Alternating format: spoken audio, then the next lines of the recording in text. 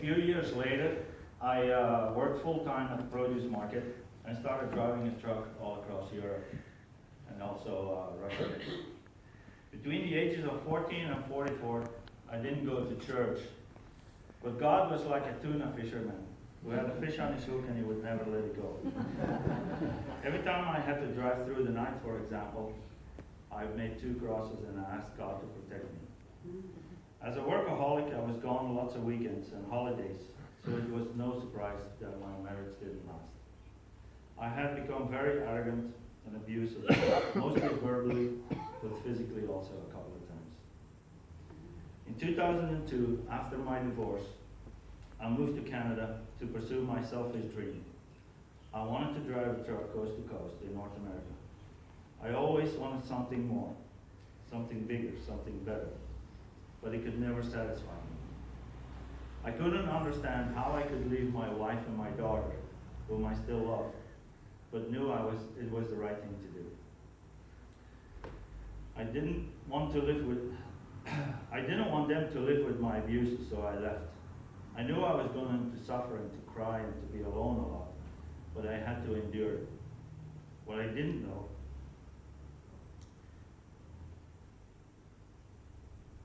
was that God's plan was coming along. Amen. The first 5 years I lived in sin with a girlfriend. After a split with my girlfriend in 2007, I started going back to church. I also went to different churches when I was on the road and started seeing the differences in worshiping. In the meantime, in 2003, my daughter turned 18 and cut all contact with me. I only have one daughter. She was 17 at the time that I left, that I divorced. Every time I tried to contact her, it pushed her further away. In July of 2012, I found out that she moved out and went to live on her own. So I wrote her a letter explaining why I left and why I did the things I did. A month later, in August, the letter came back, unopened, scratched out the address, the retour she had written on it, wrong address. I was devastated, depressed, and at the end of my road. One night, I got on my knees in my truck and I cried out to God. I said, God, where are you? What am I supposed to do? I don't know anymore. I don't know what to do. 2 months later, I picked up a load in Rogers, Arkansas on October 17th. I got across the state line in Springfield, Missouri to scale my load. We can slide our axles to distribute the weight in America. But before getting back on the highway, it was about 6:30 at night. I went into a Bob Evans restaurant for a meal. As I'm waiting for my meal,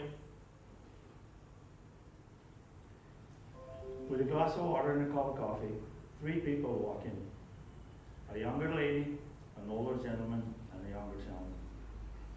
And the first 2 non say hi, and the third one, the younger gentleman, goes by, and he stares at me and stares at me and stares at me. And I thought it was weird. 5 minutes later, they sit on my left hand. 5 minutes later, this gentleman gets up, and he goes to the restroom, I think, and he stares at me and stares at me again. And I'll be honest, I just thought Jehovah's Witness. So, as I'm drinking of my glass of water, he walks up to me, sticks out his hand and says, "Hi, I'm Joe." And I look up and I said, "Yeah." He puts his hand on my shoulder and he said, "God wants you to know."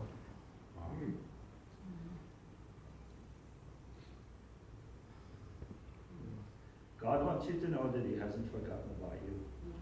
Praise God. God wants you to know that He's working in your life. Everything's going to be okay. I was speechless. When he went back to his table, I finished my meal. They were still waiting on theirs. So I went over to ask what this was all about.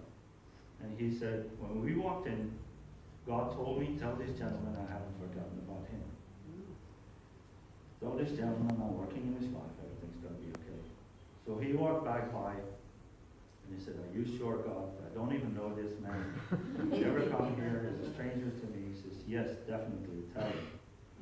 He continued to tell me more things about me, but those will be for another time because we're limited here. I know God is working in my life now by all that's been happening to me from then on. I surrendered to God completely in 2015 at my baptism.